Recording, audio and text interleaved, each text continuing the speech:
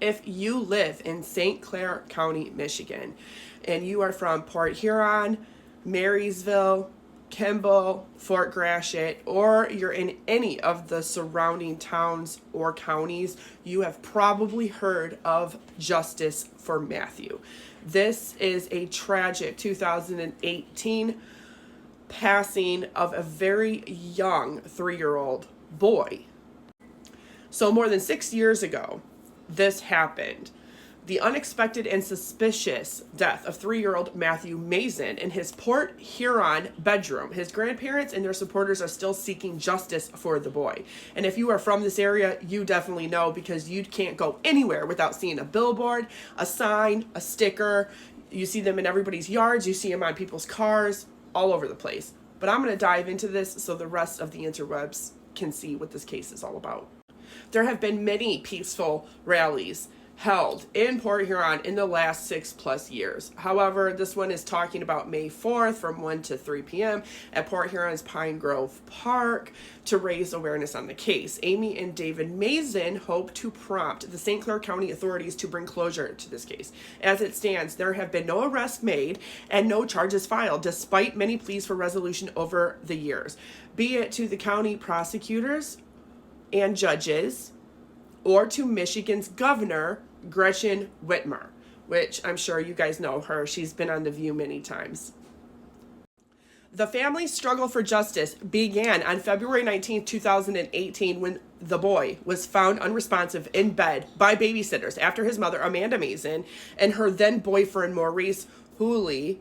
Is that how you say that? If I botched that, I'm sorry. Left for work that morning. Injuries found during the autopsy could not be explained by the mother and boyfriend, even though they were the only adults in the home at the time of the child's death.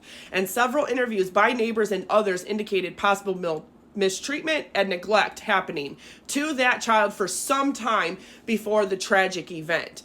Despite this, the investigation has not moved forward, with it unclear what more law enforcement is looking for in the case, making the case all the more maddening for Amy and David Mason is that a similar case has happened before in the family, with Amanda's brother Andrew and his wife Hillary convicted for the May 2015 death of 5-year-old Mackenzie Mason and the abuse of a 3-year-old Michaela Mason.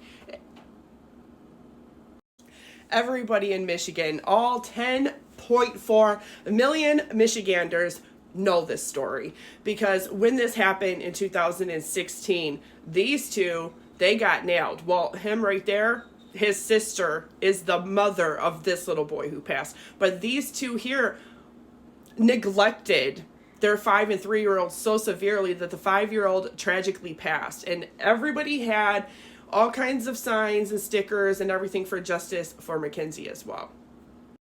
But this is Mackenzie Mason, who passed in 2016. And this case right here is the reason why CPS loves to come into everybody's homes and check everything, because they are scared that they will have another one of these on the watch. Now, we also had a Benadryl OD passing of a very young child under the age of 1, and they love to come in and make sure that parents are not giving melatonin or Benadryl to their children to try to make them go to sleep, because if you're caught by CPS doing that, you will have your kids taken. At least here you will, because they've had too many cases of it happening.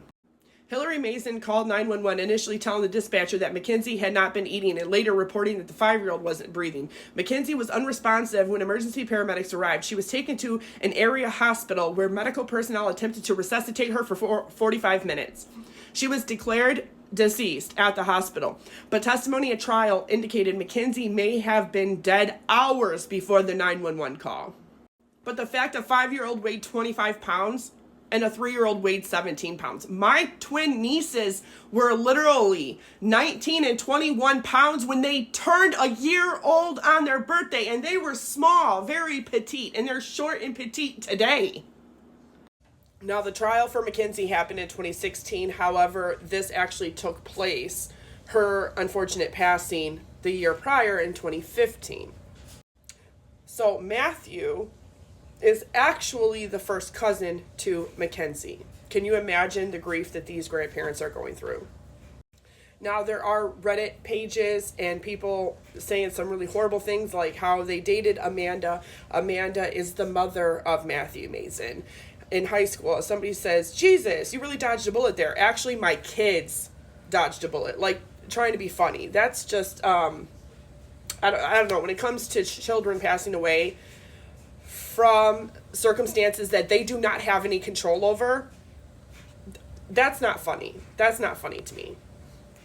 But there are people talking about the grandparents and their Facebook page, which is a great way to support them. If you want to support or buy a hoodie or a yard sign, a sticker, if you just want to simply donate, if you want to get in touch with any of the Michigan's law enforcement, St. Clair County law enforcement, Michigan State Police, our governor, anything to try and get justice for this little boy would be fantastic. But this is where you would go to be able to get case updates about what's really going on. There are people on Reddit who are trying to deter people from doing that. Basically saying horrible things about, well, if there are these kinds of parents to Amanda and her brother to produce not one but two children who have children that go on to neglect those children to their ultimate fatality, what kind of grandparents could they have been? Irrelevant, because that person doesn't even put a picture of their own face with their own name, and they're not saying it through who they really are, and they're not coming with the receipts. So if they're not coming with actual proof, they're not verifying, they're not corroborating, and they're not showing shit, I don't care if you email yourself something on some other device and you sit there and read it and act like it's some kind of real receipt. No, I mean real receipts. I don't mean somebody emailed you some BS information. I mean some real receipts, some real proof, evidence. And until that happens, that has nothing to do with the fact that a 3-year-old little boy deserves to have legal justice for his untimely passing. And this is precisely why. Because no 3-year-old should be passing from any of those things right there. There's only 1-2 people that are legally responsible for making sure none of those things happen to a child, and that would be the people that have the custody and the responsibility, the moral and legal obligation to keep that child alive, healthy, and safe. That'd be mom and dad. So this right here is what I'm referring to. Everything else in the semantics are just BS. And you're going to find that on the internet, because you're going to always find people that want to insert themselves into high-profile cases or even local high-profile cases. That's what people like to do for whatever crazy, bizarre reason. So I would highly suggest anybody that would like to support or would like to buy something or would like to donate or would like to just even be updated on anything that's going on, or for lack of better words, not going on as far as justice for Matthew, I would highly suggest you go to the Facebook. Because I just took this. Literally, I just took this today. Look at, there's a sticker right there on the back of that car. Right there. This is from the rally. Pine Grove Park. That even Canada could see it on the other side of the river. The Facebook group, pictures, people's signs. And it's amazing that they keep these posted for everybody, because apparently the mother, Amanda, is very particular over the grandparents even going near that. How narcissistic are you that you caused the unaliving of your own child, and you're going to tell everybody else that they can't even touch the gravesite or the stone and go over there and clean it? Because God knows she's not cleaning it.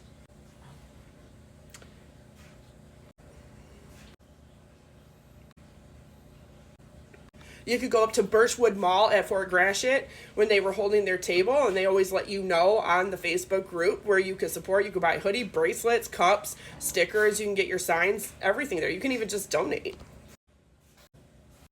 Now, this was international news here. This would technically be Matthew Mason's uncle. That's his mother's brother. And Mackenzie Mason is his first cousin. Something bizarre is going on here. And then we even have the case of Elizabeth Long, plus almost 600 other cases. It's absolutely mind-blowing. Besides semantics and micro and analyzing everything, this is about law enforcement needing to do their job.